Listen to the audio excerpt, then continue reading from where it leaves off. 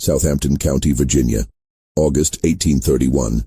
Between the hours of 2 in the morning and dusk on August 23rd, 55 people were found dead across a 16-mile stretch of farmland. Men, women, children, entire families erased from existence in their own homes. The local newspaper refused to print the full list of names. The county courthouse sealed certain testimonies for 60 years. And when the military finally arrived, they killed more than twice as many people as had died in the original incident, most of them innocent. For over a century, Virginia textbooks would refer to these 48 hours only as the Southampton Incident, a vague phrase designed to obscure what actually happened.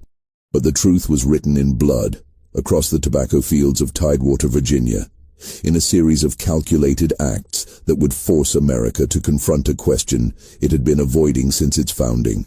What happens when people who have nothing left to lose decide they'd rather die free than live in chains? Before we continue with the story of Nat Turner and the rebellion that shook the South to its core, I need you to do something for me. If you're watching this from Virginia, North Carolina, or anywhere in the American South, leave a comment telling me what state you're from. This story belongs to your history, whether your ancestors were taught about it or not. Hit that subscribe button, because what you're about to hear is a piece of American history that powerful people spent generations trying to bury. And make sure you've got time, because this story doesn't end the way anyone expected it to. The Virginia that Nat Turner was born into on October 2nd, 1800, was a place of profound contradictions. The man who had written "All Men Are Created Equal" just 24 years earlier had owned more than 600 human beings across his lifetime. The state that had given America 4 of its first 5 presidents was also home to one of the largest enslaved populations in the nation, nearly 500,000 people held as property. And Southampton County, where Turner would spend his entire life, embodied these contradictions more than most places. It was neither the brutal rice plantations of South Carolina nor the sprawling tobacco estates of the deeper South. It was something quieter, more insidious, a place where slavery wore a gentler mask but cut just as deep. Southampton County sat in the Tidewater region, where the land was losing its fertility after generations of tobacco cultivation. By the 1820s, the great plantation economy was giving way to smaller farms. White landowners were selling off their surplus slaves to the cotton plantations opening up in Alabama and Mississippi, a practice that tore apart families and sent people they'd known their entire lives into an abyss from which there was no return. The threat of being sold south hung over every enslaved person like a sword suspended by a thread. The county was roughly 60% black, about 7,600 enslaved people and 1,800 free people of color, compared to 6,200 whites. Jerusalem, the county seat, was a small town of barely 700 souls, built around a courthouse and a handful of churches. The landscape was flat and humid, cut through with swamps and dense pine forests. The Nottoway River snaked through the eastern part of the county, and beyond the farmland lay the Great Dismal Swamp, a vast wilderness where runaways sometimes disappeared for months or even years. Nathaniel Turner, who went by Nat, was born on Benjamin Turner's farm. His mother Nancy had been brought directly from Africa, and she passed down to her son a hatred of bondage that never dimmed. Nat's father, whose name has been lost to history, escaped when Nat was still young, vanishing into the north and leaving behind only the knowledge that freedom was possible if you were willing to risk everything for it. From childhood, Nat was different. He learned to read and write, an unusual thing for an enslaved child in Virginia. The white Turner family initially encouraged this, perhaps finding it amusing or useful. Nat devoured the Bible, and his intelligence was noted by everyone who knew him. He had a gift for preaching, for moving people with his words. But he also had visions, experiences he understood as divine communications. Once as a child, he described events that had happened before his birth with such accuracy that the adults around him were unsettled. Some of the enslaved people began calling him the Prophet. When Nat was 21, he ran away from his enslaver Samuel Turner, Benjamin's son who had inherited him. For 30 days, he tasted freedom, moving through the woods and swamps, living on his wits. Then something happened that would define the rest of his life. He returned voluntarily. He claimed that the Spirit had appeared to him in a vision, telling him that he had directed his wishes to the things of this world rather than the kingdom of heaven, and that he must return to serve his earthly master. The other enslaved people couldn't understand it. Why would anyone who had gotten away come back? But Nat's visions were becoming more frequent, more urgent. In 1825, he saw lights in the sky. In 1828, on May 12th, the Spirit spoke to him clearly. The time was fast approaching when the first should be last, and the last should be first. The biblical language resonated through Nat's entire being. He began to see his purpose not as personal escape, but as liberation, as Moses leading his people out of Egypt. By 1830, Nat had been sold again, this time to a wheelwright named Joseph Travis, who had married Nat's legal owner, Sally Moore. Travis was not considered a particularly cruel man by the standards of the time, which meant only that he didn't whip people unnecessarily and provided adequate food. But adequate food and the absence of routine beatings don't make a cage feel less like a cage. Nat worked in the fields and in Travis's workshop, biding his time, watching for the sign he believed God would send. His family had been torn apart by the economics of slavery. His wife, Cherry, and their 2 children had been sold to Giles Reese, who owned a farm nearby. Nat could sometimes see them, but they belonged to another man. In February 1831, something happened that may have been the final straw.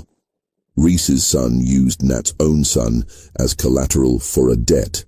Nat's child, his blood, had become a bargaining chip in a white man's financial troubles. Days later, on February 12, 1831, an annular solar eclipse passed over Southampton County.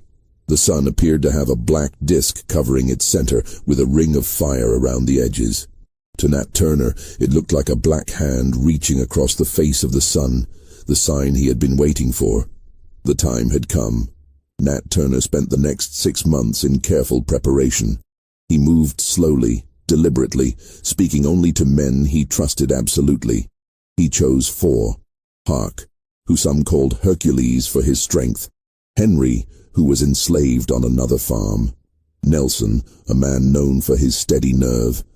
And Sam, whose owner lived near the Travis place. These were not impulsive men. They understood that what they were planning would likely end in their deaths, but they had decided that some things were worth dying for. They planned to begin on the 4th of July, 1831, Independence Day.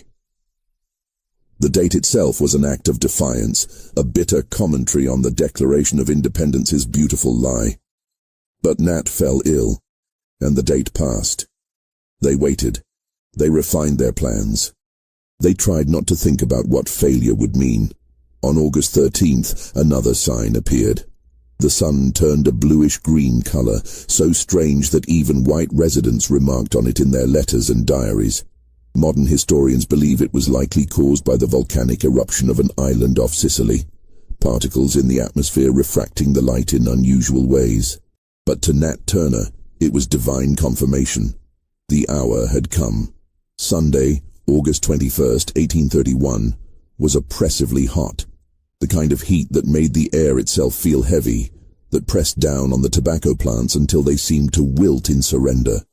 That afternoon, the conspirators gathered in the woods near Cabin Pond, deep enough in the forest that their meeting wouldn't be noticed. They roasted a pig. 2 new men had been brought in, Jack, who was Hark's brother-in-law, and Will, an enslaved man who had been hired out to Nathaniel Francis. Will was known for his strength and his barely contained rage, the kind of anger that simmered just below the surface in so many enslaved men, but that Will had never quite learned to hide. They talked through the afternoon and into the evening. The plan was simple in outline, but terrifying in execution. They would move from house to house, killing the slaveholding families in their sleep, gathering weapons and recruits as they went. Their ultimate goal was Jerusalem, where they would seize the armory. Once armed, they believed others would join them, that the rebellion would spread beyond Southampton County, perhaps across Virginia, perhaps across the South.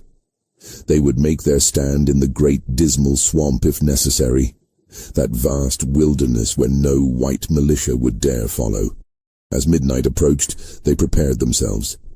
None of them could have known that they were about to set in motion events that would reverberate through American history for generations. They were simply men who had decided they couldn't live as property any longer. At approximately 2 o'clock in the morning on Monday, August 22nd, they approached the Travis farmhouse. A ladder was placed against the side of the building, leading to an upper window. Nat climbed up first, slipping through into the dark house. His feet found the floor without a sound. He moved through the shadows to the door and opened it from the inside, letting the others in. The Travis family was asleep. Joseph Travis, his wife Sally Moore Travis, and young Putnam Moore, Sally's son from her first marriage, were in their beds. There was also a baby and Joel Westbrook, an orphaned apprentice who worked for Travis. They had gone to sleep without fear, because why would they? They lived in a place where enslaved people had been kept in submission for 200 years. They had never seen a reason to lock their doors. Nat Turner picked up a hatchet from the workshop. He entered Joseph Travis's bedroom first. He raised the hatchet and brought it down, but his hand trembled, or the angle was wrong, and the blade glanced off Travis's head without killing him. Travis woke with a scream. Will pushed past Nat and swung his axe with no hesitation. Joseph Travis died first, then his wife Sally, then Putnam Moore, then Joel Westbrook. They had started to leave when someone, accounts differ on who, remembered the infant. They went back. What happened next is recorded in the court documents with clinical precision, but the act itself needs no graphic detail. They made sure there would be no witnesses, no survivors who could raise the alarm before dawn. They took Travis's guns, old flintlock muskets and fowling pieces, not military weapons but enough to arm themselves. They took his horses, and they took his sword, which Nat would carry for the next 48 hours. In the Travis yard, as the first gray light began to show in the eastern sky, Nat Turner used that sword to drill his men in military formations. It was a surreal sight, enslaved men playing at being soldiers, practicing maneuvers they had seen white militias perform. Austin, who had been enslaved at the Travis farm and hadn't been included in the initial conspiracy, joined them there. The group now numbered 8. They moved to Salathiel Francis's place next. Francis was a poor white farmer who owned one enslaved man. They killed Francis while he was still in bed. His enslaved man ran and they shot at him but missed. At each house they made the same grim calculation, speed versus thoroughness, the need to prevent anyone from riding ahead to warn others. At Piety Reese's farm, Nat made a decision that reveals something about his state of mind. His own wife, Cherry, and his children were enslaved there. He had the power in that moment to see them, perhaps to take them with him, but he passed by without stopping. Perhaps he knew that this was not a rescue mission but a war, and in war, personal concerns have to be set aside. We'll never know his reasoning, but the choice must have cost him something. They killed Piety Reese and her son. They critically wounded the farm's overseer, and they moved on. By mid-morning their numbers had grown. At some farms, enslaved men joined them immediately. At others, people refused, either from fear or from loyalty to their enslavers, or simply from the paralyzing uncertainty of the moment. The rebels understood. They didn't force anyone to join. Though their Turner's farm, they killed the widow Elizabeth and her neighbor Mrs. Newsom, along with the overseer Hartwell Peebles. The group split here. Hark took 6 men on foot toward Henry Bryant's house, while Nat led 9 mounted men toward Catherine Whitehead's place. The Whitehead farm would be the site of the rebellion's largest casualty count. Catherine Whitehead was a widow. Her household included her elderly mother, her adult son Richard, 4 daughters, and a grandchild. When the rebels arrived, most of the family was still in the house. They didn't have time to run. It was here that Nat Turner personally took a life. One of Whitehead's daughters, Margaret, managed to escape the initial attack and ran for the woods. Nat pursued her. The accounts say he caught her some distance from the house, near a fence. He struck her with a fence rail, then used his sword. It was the only person Nat himself killed during the entire rebellion, a detail he would later confess to attorney Thomas Gray. Why he was willing to plan and lead a rebellion but reluctant to kill with his own hands is another question without an easy answer. Perhaps the divine visions that drove him to rebellion didn't extend to the physical act of taking life. Perhaps he understood his role as leader and strategist rather than executioner.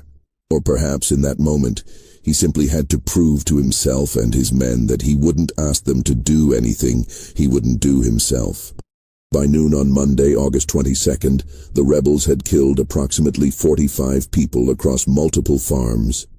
They had grown to about 60 men, some mounted, some on foot, armed with whatever they could gather: axes, clubs, guns, knives, farm implements. They were moving toward Jerusalem, following a route that took them past the largest plantations where they hoped to gather more recruits. But word had gotten ahead of them. A few people had managed to escape and raise the alarm. White families were fleeing to Jerusalem or barricading themselves in their homes. Men were gathering, arming themselves, organizing. The element of surprise was gone. The next few hours would determine whether Nat Turner's rebellion would become a revolution or a massacre. As we continue, I want you to think about what you would have done in that situation. If you were enslaved and you heard that others had risen up, would you have joined them, knowing the almost certain consequences? Would you have hidden, hoping to survive? Drop a comment with your thoughts. Hit that like button if you're as gripped by this story as I am.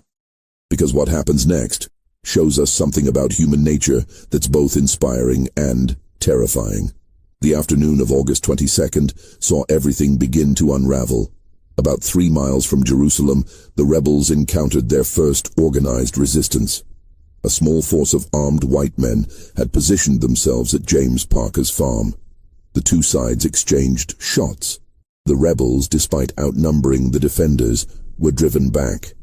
Most of them had never been in a real fight before, had never faced people shooting back at them. The white defenders, though outnumbered, had the advantage of position and experience with weapons. The rebels retreated in some disorder, regrouping in the woods. Nat Turner tried to hold them together, to rally them for another push toward Jerusalem. They moved to another farm, where they thought they might find more recruits and supplies. But the alarm had spread faster than they could ride.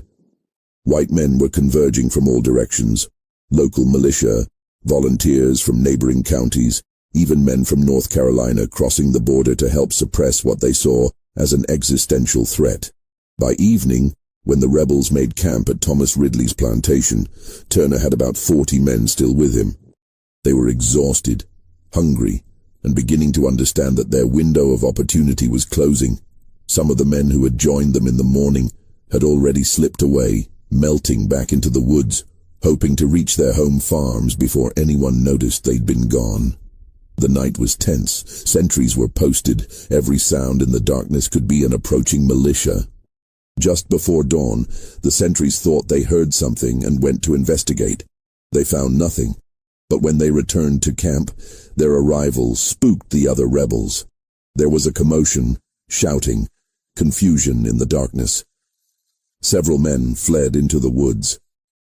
By sunrise on Tuesday, August 23rd, Turner's force had shrunk even further. They made one more attempt, approaching Samuel Blunt's plantation, believing Blunt had abandoned it. But Blunt and 5 other white men had fortified the house, and when the rebels approached, they opened fire from the windows.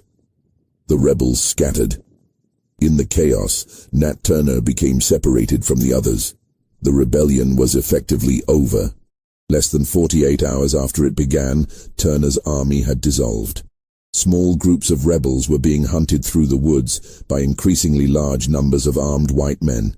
Some were captured. Some were shot. A few managed to hide, lying low in the swamps and forests, hoping to survive until the fury passed. But the fury was just beginning. When word of the rebellion reached the rest of Virginia and the surrounding states, the response was immediate and overwhelming.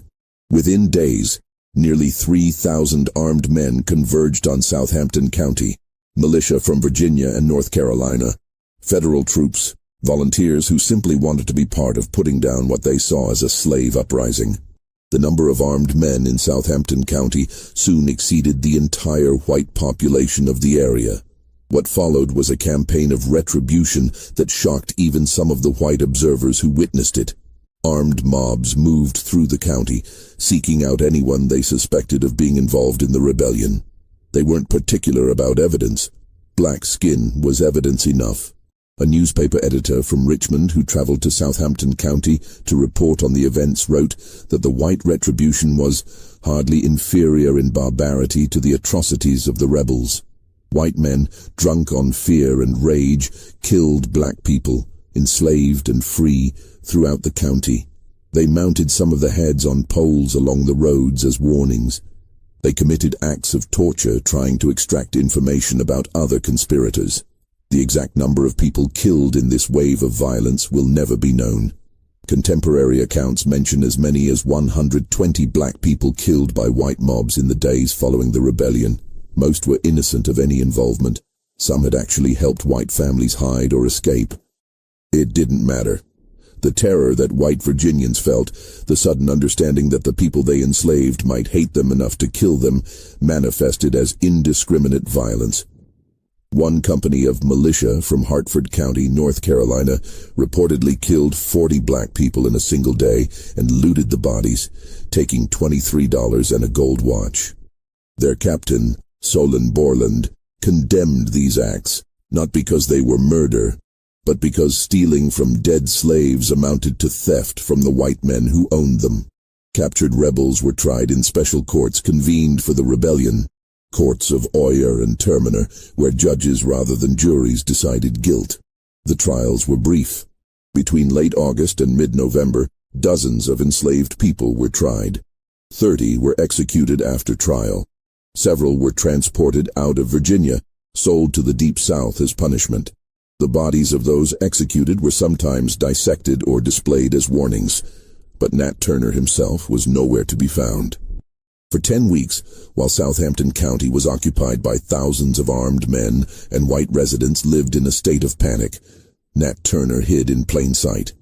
He never left Southampton County. He stayed within a few miles of where the rebellion had started, moving between several hiding places he had prepared or discovered.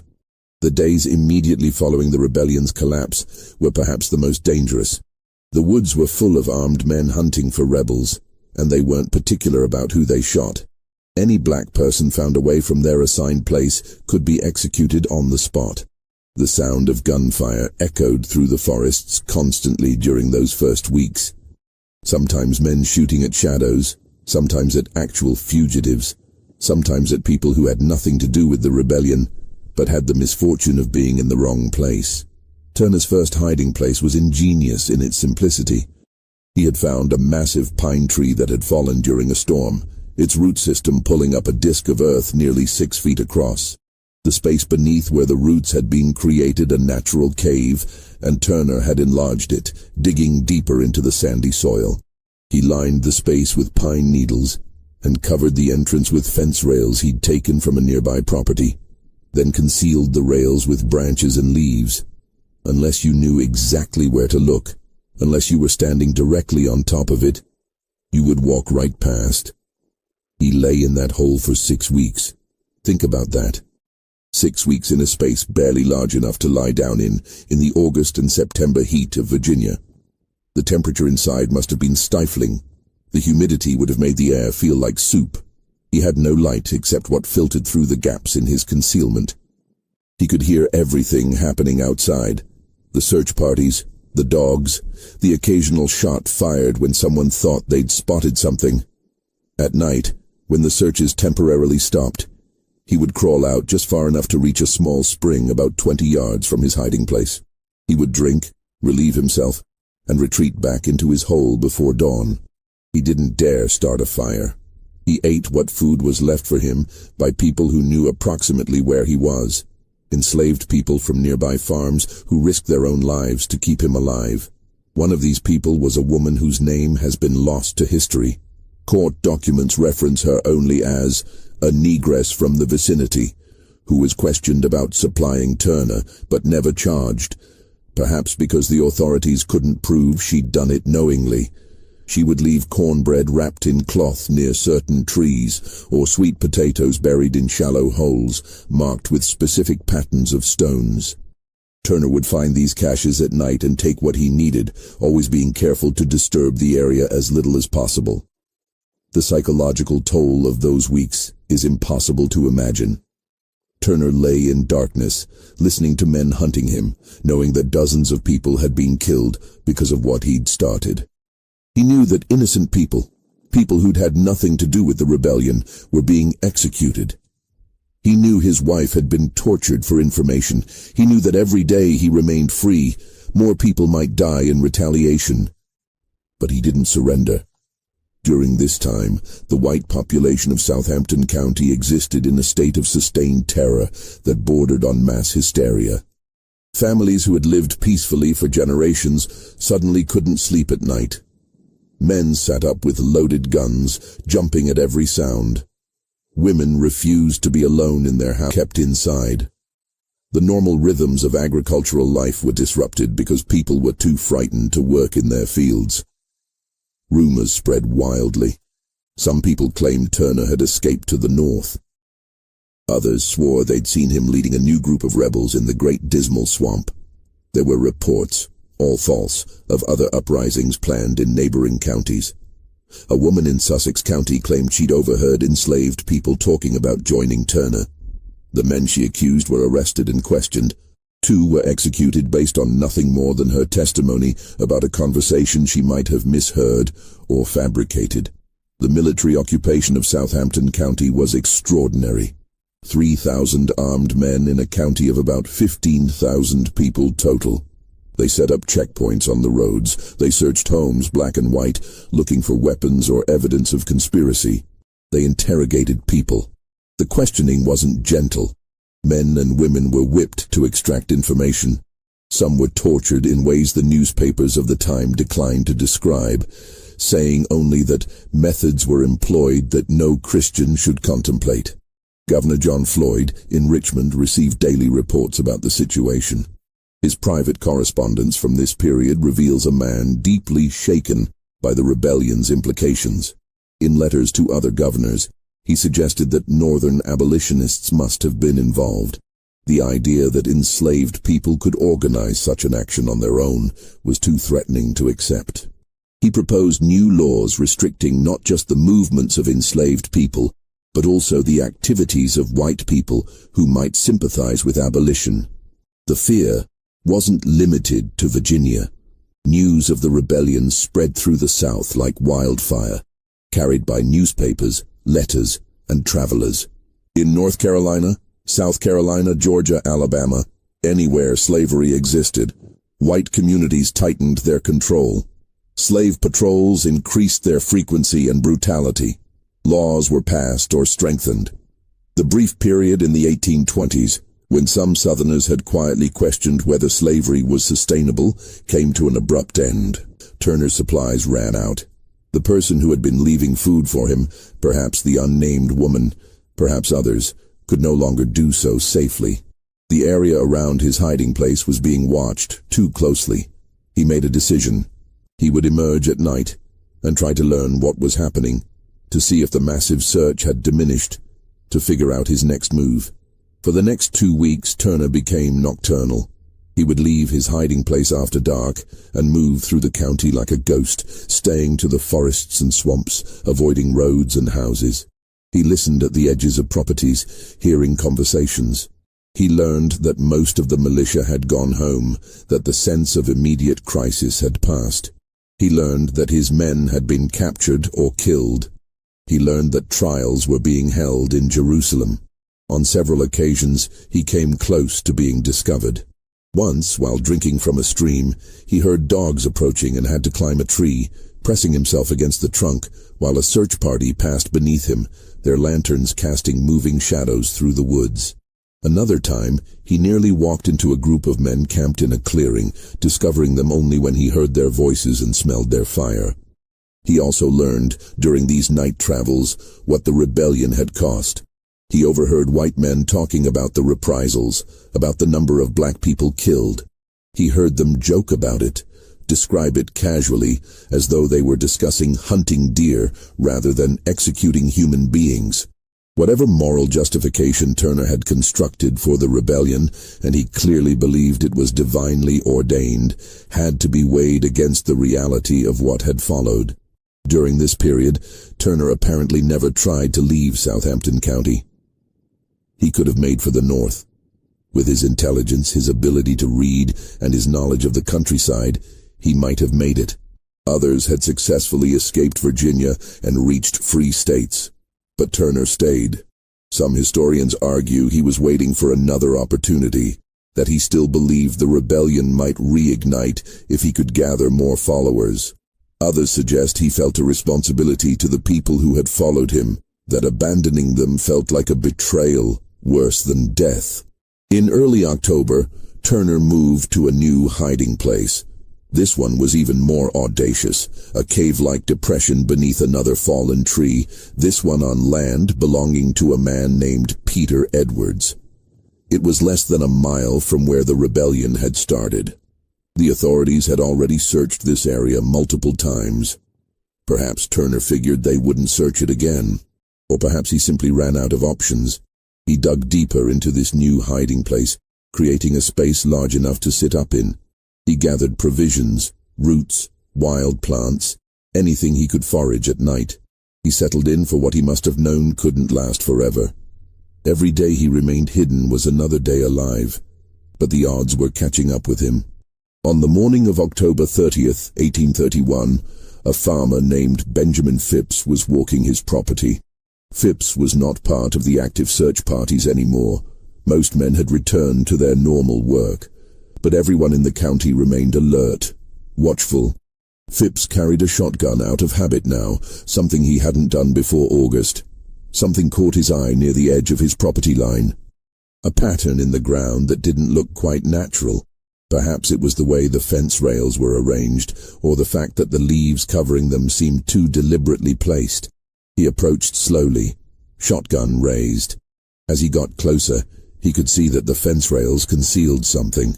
A hollow space beneath the fallen tree. "Come out," Phipps called. His voice was steady, but his heart must have been pounding. There was a long moment of silence, then movement.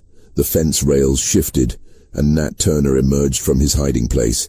The accounts of Turner's appearance vary, but they all agree on certain details. He was extremely thin, his clothes were in tatters, his skin was covered in dirt and insect bites. He'd lost perhaps 30 pounds. His eyes were still sharp, still intelligent, but there was an exhaustion in them that went beyond the physical. Phipps later said that Turner didn't seem surprised to be found, almost as though he'd been expecting it. "Are you Nat Turner?" Phipps asked, though he must have known the answer. Turner nodded. He didn't try to run. He didn't resist when Phipps motioned with the gun for him to walk ahead of him. As they made their way toward Phipps's house, Turner allegedly asked only one question. "How many of my men are still alive?" Phipps told him the truth. Most were dead or awaiting execution. Turner said nothing more. News of the capture spread through Southampton County within hours. By afternoon, people were arriving from neighboring farms and towns, wanting to see the man who had terrorized Virginia for 10 weeks. Phipps kept Turner in a locked shed on his property overnight, guarding him personally. The crowd outside grew. Some people wanted to lynch Turner immediately to avoid the formality of a trial. Phipps, whether from a sense of legal propriety or fear of being accused of depriving the state of its prize, held them off. He'd captured Nat Turner. The state would decide what to do with him. The next morning, October 31st, Turner was transported to Jerusalem under heavy guard. The road was lined with people wanting to catch a glimpse of him. Some shouted curses. Some simply stared in silence. Turner was placed in the county jail, in a cell by himself. The jail was a simple brick building, and Turner's cell was probably 8 feet by 10 feet, with a small barred window. Guards were posted outside around the clock. Within days, Thomas Ruffin Gray approached the jailers with a proposal. Gray was a relatively young attorney, not particularly successful, who saw in Nat Turner an opportunity. If he could get Turner to tell his story, to confess the details of the rebellion, Gray could publish it and make money. More than that, he could make his reputation. The jailers, after consulting with local authorities, agreed. Gray was given access to Turner. What followed was one of the most remarkable documents in American history, though historians still debate how much of the Confessions of Nat Turner represents Turner's actual words and how much is Gray's interpretation or invention. Over the course of several days, Gray sat with Turner in his cell asking questions, taking notes. Turner, who had nothing left to lose, answered. Gray spoken to him, the signs in the sky, the conviction that God had chosen him to lead his people out of bondage. He described the planning of the rebellion, the gathering at Cabin Pond, the decision to begin at the Travis farm. He named the other conspirators, most of whom were already dead or captured, so he wasn't giving the authorities information they didn't have. When Gray asked if Turner regretted his actions, given the number of black people who had been killed in retaliation, Turner's response was chilling in its certainty. He said that he had done what the Spirit commanded him to do, that the deaths were regrettable but necessary, that if he could do it again, he would. He saw the rebellion not as a failure, but as the opening act of something larger, a war that would eventually come whether white Southerners wanted to acknowledge it or not.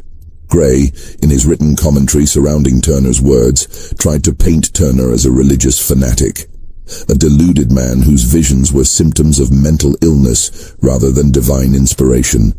But Gray couldn't completely obscure the intelligence in Turner's responses, the coherence of his reasoning within his own theological framework. Readers of The Confessions were left with an uncomfortable realization. Nat Turner wasn't insane. He was a rational man who had made a rational calculation that death was preferable to slavery, and that any action taken against slavery, no matter how violent, was justified. The publication of the Confessions was delayed until after Turner's trial, but Gray was already preparing the manuscript, already negotiating with printers. He had Turner sign each page of the confession, authenticating it. Whether Turner fully understood that Gray was going to profit from his words is unclear. Perhaps he simply wanted his story told, wanted people to understand why he'd done what he'd done. Turner's trial was held on November 5, 1831, just 6 days after his capture. It wasn't a trial in any meaningful sense. The outcome was predetermined. But Virginia law required certain procedures to be followed, even for enslaved people accused of rebellion. Turner was provided with an attorney, James Strange French, who was appointed by the court. French's job was impossible. His client had confessed. The evidence against him was overwhelming. Public sentiment demanded execution. The courtroom was packed. People had traveled from across Virginia to witness the trial. Armed guards stood at every entrance. Turner was brought in wearing chains. The charges were read: conspiring to rebel and making insurrection. In Virginia in 1831, these charges carried only one possible sentence. The prosecution presented its case quickly. Witnesses testified to seeing Turner during the rebellion, to finding bodies at farms he'd visited, to his leadership of the group. The confession that Turner had given to Gray was read into the record. French mounted no real defense. What could he say? That his client had been justified? That would only get French himself arrested. That Turner was insane? Turner's own words contradicted that. French simply stood and said that his client would rely on the mercy of the court. There was no mercy. The judges, there was no jury in these special courts of Oyer and Terminer, deliberated for less than an hour. They returned with the inevitable verdict: guilty. The sentence was death by hanging, to be carried out on November 11th, 6 days away. Turner showed no emotion when the sentence was read. He'd known what was coming. Perhaps in his mind, he'd accepted death weeks ago, during those long days and nights hiding beneath the fallen trees. Perhaps he'd accepted it in August, when he first raised a hatchet against Joseph Travis. Or perhaps he'd never feared death at all, believing that what came after would be better than what he'd lived through. In the 6 days between his sentencing and execution, Turner was visited by several people. Some were curiosity seekers who'd bribed the guards for a chance to see the notorious rebel. Others were ministers who tried to get him to renounce his visions, to confess that he'd been misled by Satan rather than inspired by God. Turner refused. He maintained until the end that he'd acted according to divine will. On November 11, 1831, at approximately noon, Nat Turner was led from his cell to the gallows that had been erected near the courthouse in Jerusalem. The crowd that gathered to watch his execution numbered in the hundreds, perhaps more than 1,000. They came from all over southeastern Virginia, from North Carolina, even from as far as Richmond. Some came out of anger, wanting to see justice done. Others came out of morbid curiosity. A few, though they didn't dare show it, came to honor a man they saw as a martyr. Turner walked to the gallows without assistance. His chains had been removed for the execution. There was no point in them anymore. He climbed the steps. The executioner was Edward Butts, the deputy sheriff of Southampton County. A minister offered one last chance for Turner to repent. Turner declined.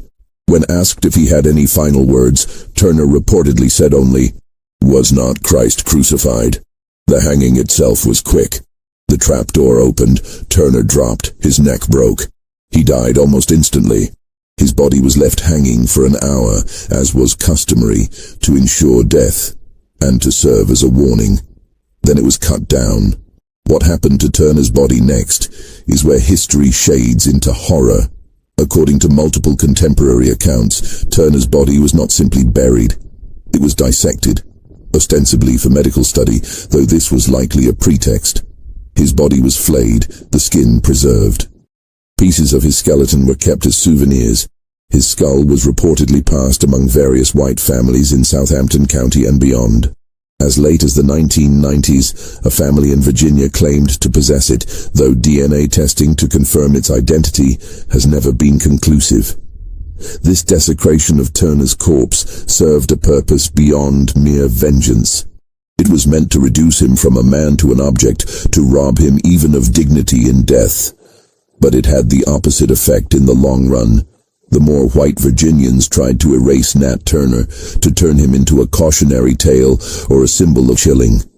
If this story is giving you chills, share this video with someone who loves dark mysteries from American history.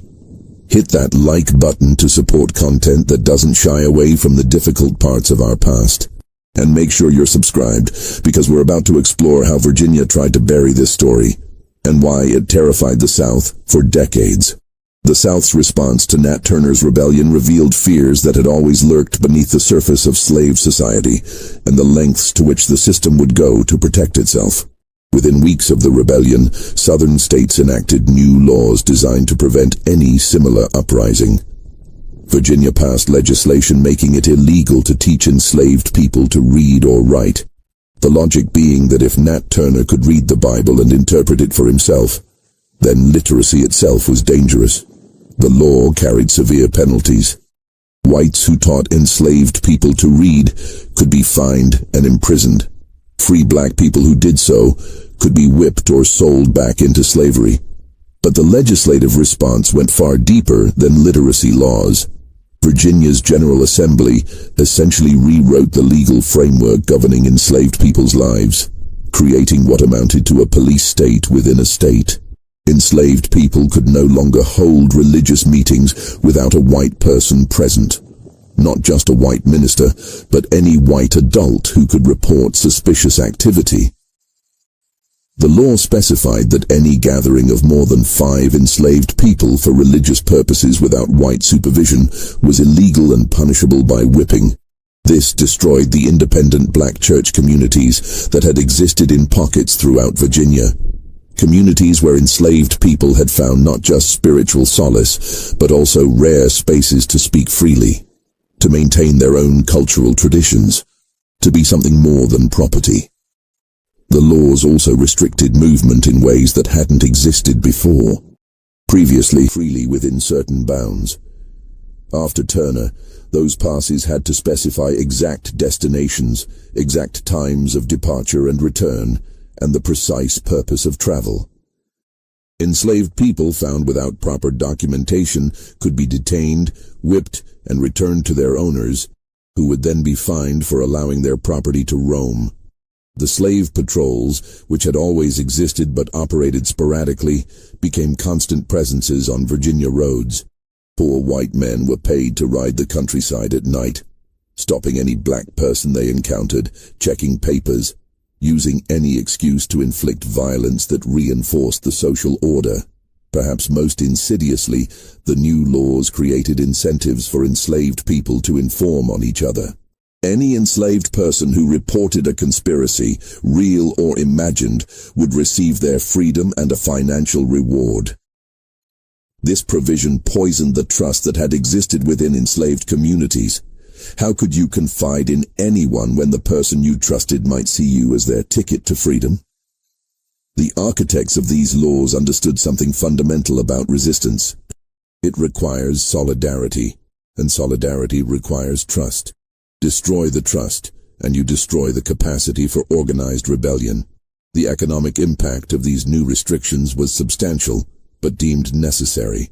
Enslaved people who had been hired out to work in towns, a common practice that allowed some enslaved people to develop skills and even earn small amounts of money, were suddenly forbidden from such arrangements in many cases. The fear was that urban environments, with their anonymity and mixing of free and enslaved populations, created too many opportunities for conspiracy. Some Virginia towns passed ordinances prohibiting enslaved people from living within town limits, unless they were house servants directly supervised by their owners. This pushed black communities further into isolation, further away from the possibilities of education or economic advancement that urban areas sometimes rarely offered. The crackdown extended to free black people with a ferocity that revealed how tenuous their freedom had always been. In the months after the rebellion, several Virginia counties essentially expelled their free black populations through a combination of official harassment and unofficial terror. Free black property owners suddenly found their land titles challenged in court. Free black craftsmen found themselves unable to obtain licenses to practice their trades. The message was clear: your freedom is provisional, revocable, dependent on white tolerance that can evaporate overnight. Hundreds of free black families left Virginia in the early 1830s, migrating to northern states or to Liberia, the African colony established by the American Colonization Society as a place to send free black people who white Americans didn't want living among them. The law also prohibited enslaved people from gathering for religious services unless a white minister was present. Black preachers, who had been common throughout the South, were suddenly viewed with deep suspicion. The independent black churches that had existed in parts of Virginia were shut down or placed under white supervision. The message was clear: black people couldn't be trusted to interpret scripture for themselves because they might find in it, as Turner had, justification for rebellion. Free black people lost rights they had previously held. They could no longer serve on juries or testify against whites in court. Their freedom itself became precarious. Any free black person could be re-enslaved through the flimsiest legal pretense. Some free black families who had lived in Virginia for generations began leaving the state, recognizing that their status was no longer secure.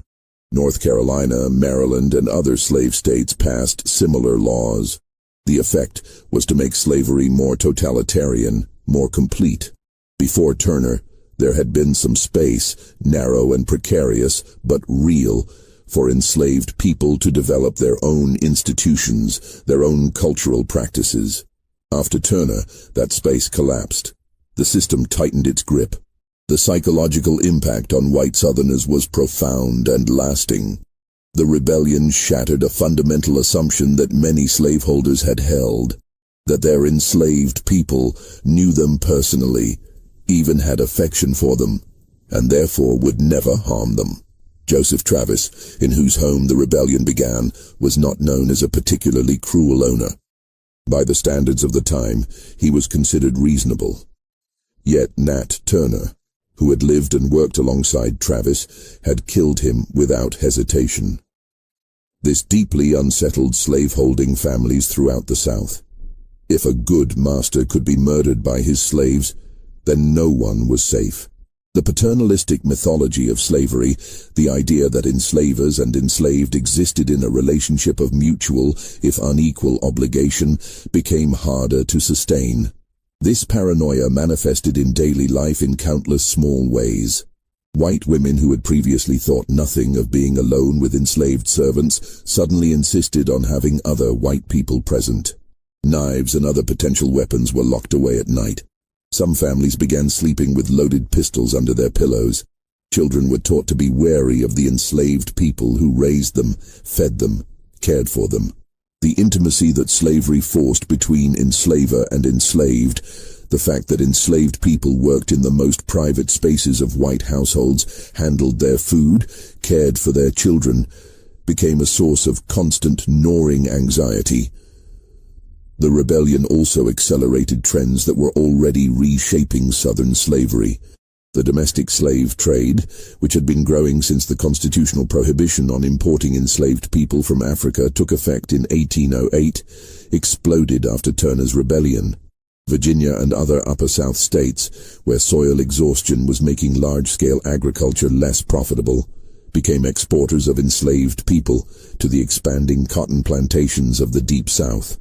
Thousands of enslaved people from Virginia were sold south in the 1830s and 1840s. This served multiple purposes.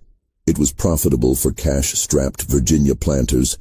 It reduced the concentration of enslaved people in areas like Tidewater, Virginia, where they outnumbered whites. And it broke up potential networks of resistance by scattering communities. The terror of being sold south became one of the most powerful tools of control in the Upper South. Enslaved people in Virginia knew that Alabama, Mississippi, and Louisiana had reputations for brutal conditions, that being sold there often meant never seeing family again, that the work in the cotton fields was harder and the overseers more vicious than anything in Virginia. The threat of sale south hung over every enslaved person, a punishment worse than whipping because it destroyed everything, family, community, any small familiarity or security you'd managed to build. Parents told their children to be obedient, to never give cause for complaint, because the alternative was being sold away. The internal colonization of the Deep South was built partly on the fear that Nat Turner had created. The rebellion killed whatever remained of the gradual emancipation movement in Virginia. In the months after Turner's execution, approximately 2,000 Virginians petitioned their legislature to begin dismantling slavery. These weren't radicals or abolitionists. Many were slaveholders themselves who had come to see slavery as economically inefficient or morally troubling. Thomas Jefferson Randolph, grandson of Thomas Jefferson, introduced a bill calling for gradual emancipation. The debate in the Virginia General Assembly in January 1832 was remarkably open, perhaps the most honest public discussion of slavery that would occur in Virginia until after the Civil War. For several weeks, legislators actually discussed whether slavery was moral, whether it was economically beneficial, whether Virginia would be better off without it. Some argued that slavery degraded white laborers by associating work with bondage. Others pointed out that Virginia's economy was stagnating while northern states that had abolished. Some argued that slavery degraded white laborers by associating work with bondage. Others pointed out that Virginia's economy was stagnating while northern states that had abolished slavery were prospering. A few even acknowledged the basic injustice of the system. Delegate Thomas Jefferson Randolph argued that gradual emancipation would allow Virginia to transition to free labor while compensating slaveholders for their property loss. The plan proposed that all children born to enslaved mothers after a certain date would be freed upon reaching adulthood, then colonized outside Virginia, sent to Liberia or some other place where white Virginians wouldn't have to live alongside free black people. But the other side argued that abolition would be too expensive, that freed slaves would become a dangerous underclass, that white Virginians would lose their property rights, and underneath all the economic arguments was fear, raw, primal fear that if slavery ended, black people would seek revenge for centuries of oppression. The specter of Nat Turner loomed over every speech. If this is what enslaved people would do while still under the complete control of slavery, what would they do if freed? The opponents of emancipation invoked the Haitian Revolution, where formerly enslaved people had killed thousands of white colonists. They invoked Turner's Rebellion itself as proof that black people were inherently violent, conveniently ignoring the vastly greater violence that slavery itself required.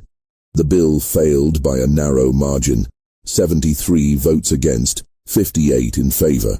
15 votes different, and Virginia might have begun a gradual process of ending slavery in 1832. 15 votes, and the entire trajectory of American history might have changed. But those 15 votes didn't materialize, and Virginia might have begun a gradual process of ending slavery in 1832. 15 votes, and the entire trajectory of American history might have changed. But those 15 votes didn't materialize, and with the bill's defeat died the last realistic chance that Virginia would voluntarily end slavery. The debate itself was never repeated. By the late 1830s, it had become dangerous in most of the South to even publicly question whether slavery should continue. The door that had briefly cracked open slammed shut and wouldn't open again until Union armies forced it open 30 years later. Some historians argue that Nat Turner's rebellion made the Civil War inevitable. By demonstrating that enslaved people were neither content nor docile, Turner destroyed the comfortable fiction that many white Southerners had built around slavery. The paternalistic myth that enslaved people were happy, that they were better off than they would be free. That the relationship between enslaver and enslaved was one of mutual benefit. The rebellion forced white Southerners to choose between ending the system and doubling down on it through violence and repression. They chose repression, and that choice set them on a path toward confrontation with the increasingly anti-slavery North. The cultural response in the South was to create an elaborate ideological defense of slavery that went far beyond previous justifications. Before Turner, many Southerners had defended slavery as a necessary evil, unfortunate perhaps, but economically essential and impossible to end safely. After Turner, that rhetoric shifted. Slavery became a positive good, a system that benefited both races, a divinely ordained hierarchy that reflected natural differences between white and black people. Southern ministers produced sermons arguing that the Bible endorsed slavery. Southern scientists produced pseudo-scientific treatises claiming that black people were biologically inferior, less intelligent, more suited to servitude. Southern politicians argued that slavery was the foundation of Southern civilization, of white liberty itself, that only by enslaving black people could white men be truly free and equal to each other. This shift toward aggressive pro-slavery ideology hardened sectional divisions. Northern states, where slavery had been gradually abolished in the decades after the Revolution, increasingly saw the South as backward, barbaric, antithetical to American values of freedom and progress. Abolitionists, who had been a small minority in the North in the 1820s, gained support throughout the 1830s and 1840s. The more shrilly the South defended slavery, the more repugnant Northerners found it. The more Northerners criticized slavery, the more defensive and extreme Southerners became. Turner's Rebellion didn't cause this divide, but it accelerated it, deepened it, made compromise progressively more difficult. In Southampton County itself, the memory of the rebellion was a wound that never quite healed. For decades afterward, black residents measured time as before Nat's Fray, or after Old Nat's War. The county's black population used the rebellion as a reference point for their own histories, a marker that said, "We were there, we remember, we know what happened." In their private conversations, in their songs and stories, Turner became a complex figure, sometimes hero, sometimes warning, always remembered. White residents tried to forget, or at least to control the narrative.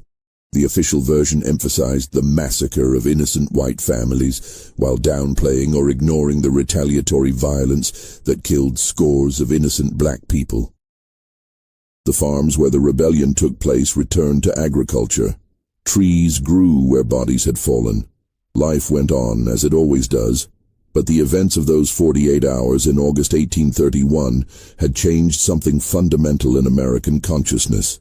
The families of the white victims carried their trauma forward.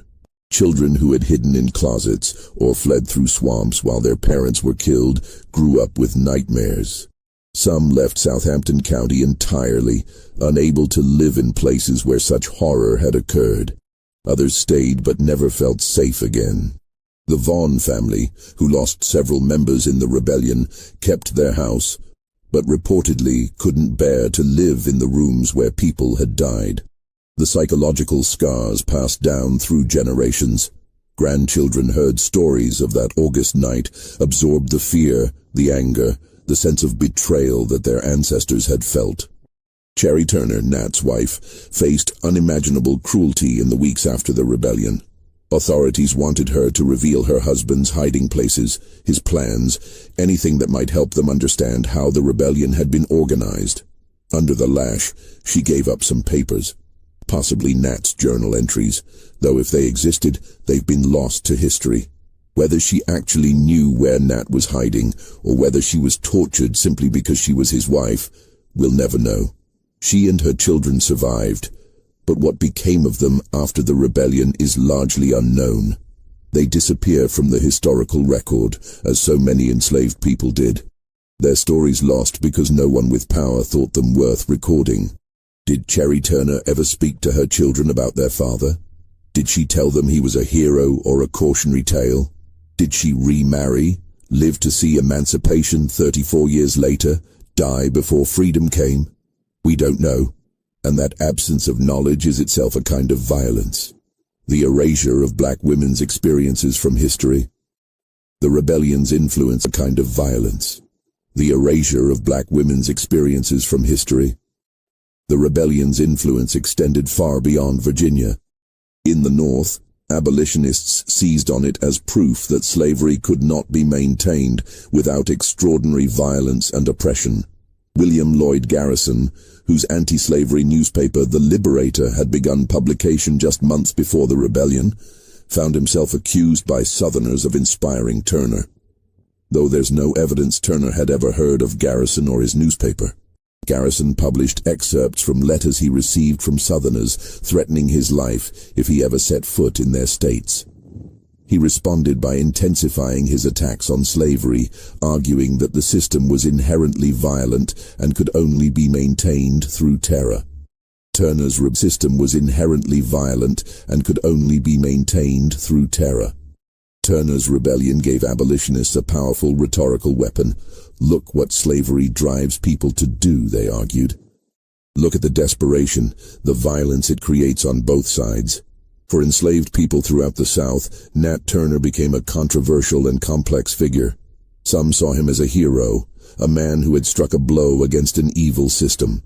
In the secret spaces where enslaved people could speak freely, in the quarters at night, in the fields when no overseers were watching, Turner's name was invoked with reverence. Songs were created about him, though the lyrics were coded oblique, because to openly praise Turner meant death. These songs survived in oral tradition, passed down through generations, modified and adapted but preserving the core memory. A man who refused to accept slavery, who fought back, who proved that resistance was possible even if success wasn't. Others saw Turner as someone whose actions had made their own lives more difficult, had brought down repression on all black people in the South.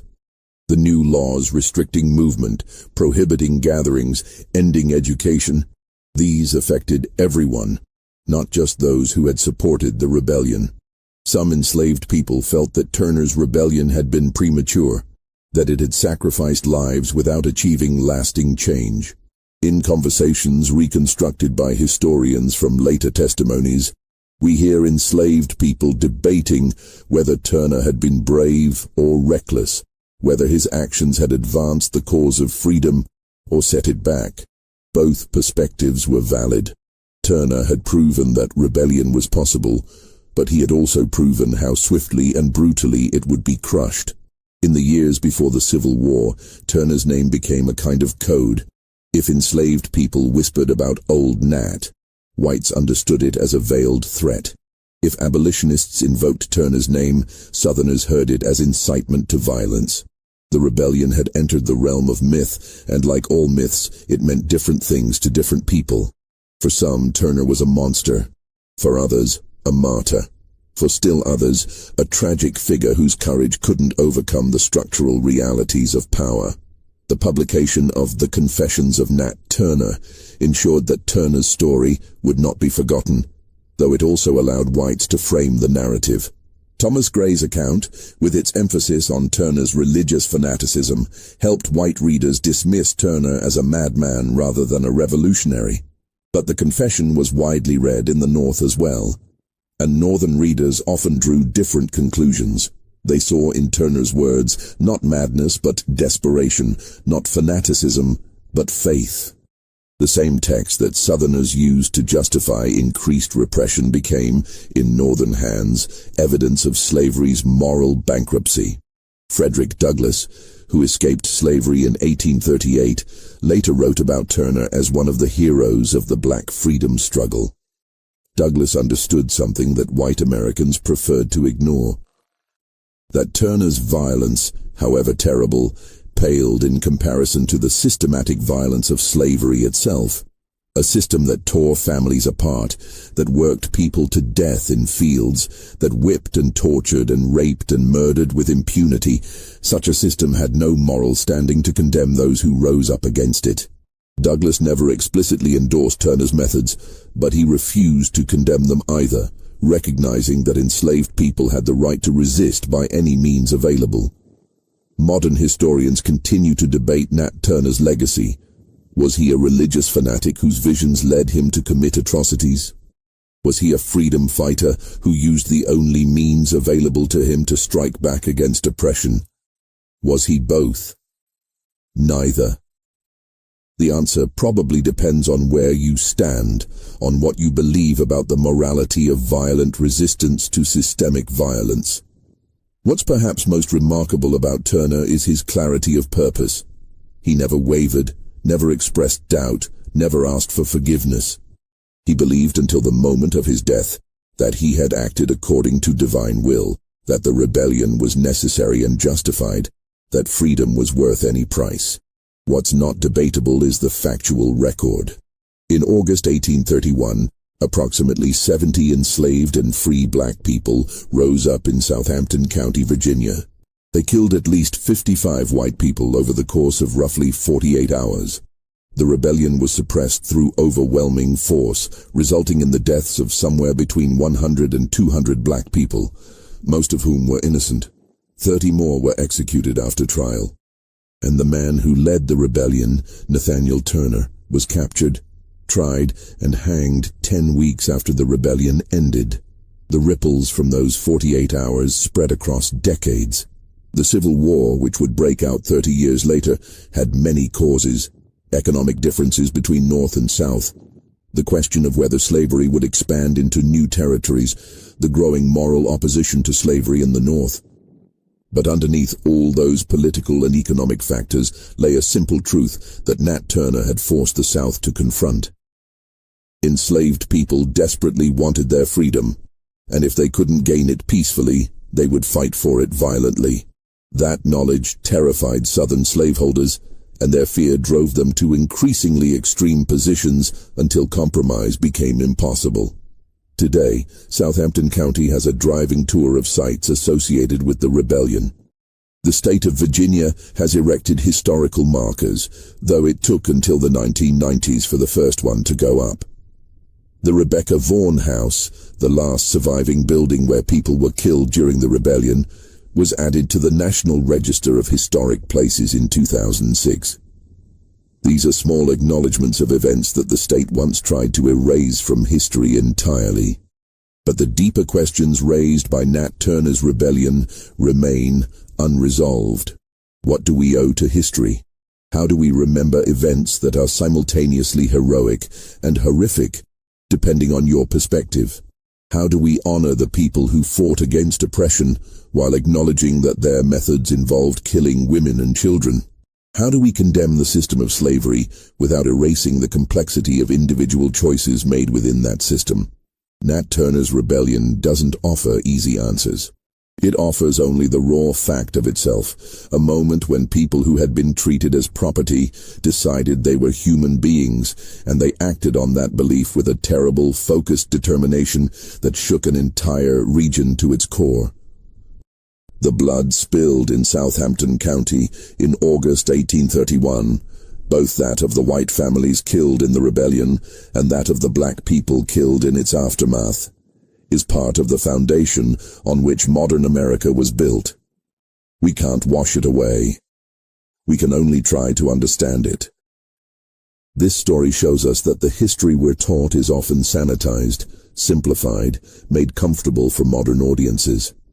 The truth about slavery, about rebellion, about the violence that built America, is far more complex and disturbing.